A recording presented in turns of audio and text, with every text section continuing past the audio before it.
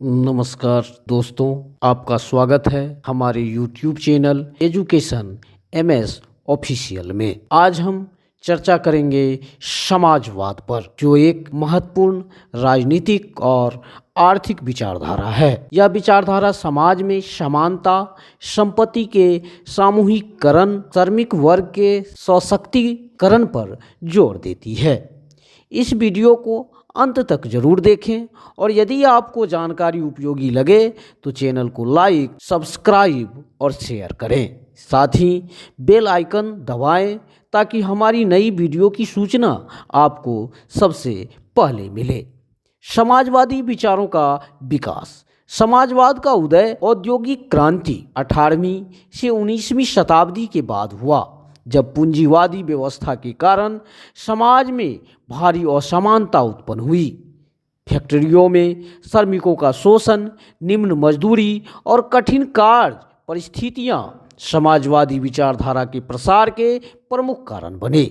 समाजवाद ने सामाजिक न्याय, आर्थिक समानता और राज्य के नियंत्रण वाली अर्थव्यवस्था की वकालत की। प्रारंभिक समाजवाद का आरंभिक रूप विभिन्न विचारकों और आंदोलनों के माध्यम से उभरा। प्रमुख आरंभिक समाजवादी विचारक थे रॉबर्ट ओवेन। उन्होंने सहकारी समाजों की स्थापना की और श्रमिकों की स्थिति सुधारने का प्रयास किया। Claude Henri Saint Simon. उन्होंने औद्योगिक समाज में श्रमिकों और उत्पादकों की भूमिका पर जोर दिया। Charles Fourier. उन्होंने समाज के सामूहिक संगठन की अवधारणा दी। बाध्यता, षड्यंत्र और समाजवाद। औद्योगिक क्रांति के दौरान श्रमिकों को संगठित करने और उनके अधिकारों की रक्षा के लिए विभिन्न आंदोलन हुए। पूंजीवादी शासक वर्ग ने समाजवाद को एक षड्यंत्र के रूप में देखा और इसे दबाने का प्रयास किया। कई देशों में समाजवादियों को जेल में डाला गया और उनके आंदोलनों को कुचलने का प्रयास किया गया। कल्पनाशील समाजवादियों ने एक आदर्श समाज की कल्पना की, जहां पूंजीवाद के स्थान पर सामूहिकता, समानता और सामाजिक न्याय होगा। वे वास्तविक क्रांति की बजाय सुधारों और सहकारी संगठनों के माध्यम से समाजवाद को स्थापित करना चाहते थे। प्रमुख कल्पनाशील समाजवादी थे Robert Owen England, Charles Fourier France, Louis Blanc. हालांकि उनके विचार व्यवहारिक रूप से लागू नहीं हो सके, क्योंकि वे समाज की आर्थिक संरचना को पूरी तरह बदलने में असमर्थ रहे। मार्क्सवादी समाजवाद या वैज्ञानिक समाजवाद। मार्क्स का जन्म और जीवन परिचय। आइए अब मार्क्स के जन्म और जीवन परिचय से अवगत होते हैं। कार्ल मार्क्स का जन्म 5 मई 1818 ईस्वी को जर्मनी में हुआ था। उन्होंने अपनी शिक्षा बर्लिन और जेना विश्वविद्यालय से प्राप्त की। उन्होंने फ्रेडरिक एंगेल्स के साथ मिलकर समाजवादी विचारधारा को वैज्ञानिक आधार प्रदान किया। उनकी प्रमुख कृतियां दास कैपिटल और कम्युनिस्ट घोषणा पत्र है। वैज्ञानिक समाजवाद के प्रमुख सिद्धांत।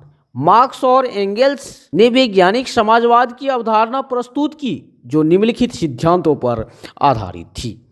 ऐतिहासिक भौतिकवाद। समाज की संरचना उत्पादन प्रणाली पर निर्भर करती है। वर्ग संघर्ष। इतिहास में हर समाज वर्ग संघर्ष से संचालित होता है। पूंजीवाद का पतन। पूंजीवादी व्यवस्था में शोषण अधिक होता है, जिससे यह अंततः ध्वस्त हो जाएगी। समाजवादी क्रांति। सर्वहारा श्रमिक वर्ग के नेतृत्व में क्रांति होगी। राज्य का अंत। समाजवाद के अंतिम चरण में राज्य की कोई आवश्यकता नहीं रहेगी। मार्क्सवाद का योगदान। मार्क्सवाद ने न केवल आर्थिक सिद्धांतों को प्रभावित किया, बल्कि राजनीतिक और सामाजिक आंदोलनों पर भी गहरा प्रभाव डाला। इस विचारधारा के आधार पर सोवियत संघ, चीन, क्यूबा, वियतनाम और कई अन्य देशों में समाजवादी क्रांतियां हुई। यूरोप में समाजवाद का प्रसार। 19वीं और 20वीं शताब्दी में समाजवाद पूरे यूरोप में फैला। प्रमुख घटनाएं 1917 ईस्वी की रूसी क्रांति, लेनिन के नेतृत्व में पहली समाजवादी क्रांति हुई। सोवियत संघ का गठन 1922 ईस्वी, यह पहला समाजवादी राष्ट्र बना।